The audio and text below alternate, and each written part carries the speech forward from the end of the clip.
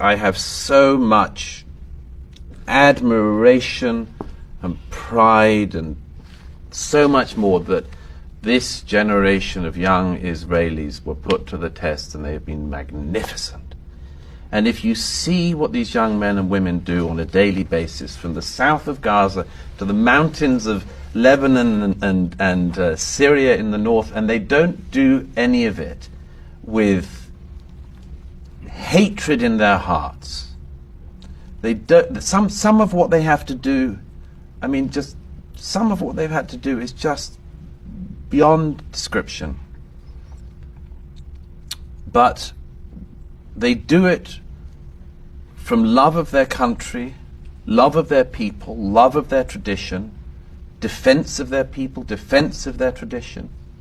They know that they are fighting for the Jewish people as their forebears have before, but this time with a state, with an army, with an air force. And they've stepped up to this moment, and they have been extraordinary. People will write books about this generation. And I just say, it is, the best thing about it is that it should tell us that there is also a better way. There is a better way than this nihilism and hatred which has been bred in America. There is something else other than this culture of resentment and failure, and it is failure. There is something better than this culture of grievance and I don't have enough, or someone else must have something. Or as Ronald Reagan said once, this idea that if there's a fat man standing by the side of a thin man, it must mean the fat man took something from the thin man. There is something else than this thing that has ended up in the last year being a celebration of a death cult.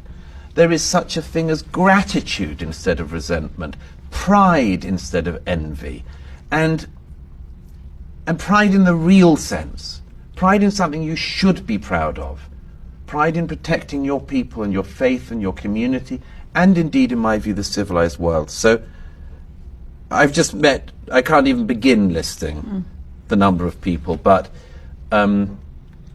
anyone who feels down from spending too much time with people in America should come to Israel, and you will see that, among other things, the people who thought that the next generation of Israelis just wanted to party were wrong.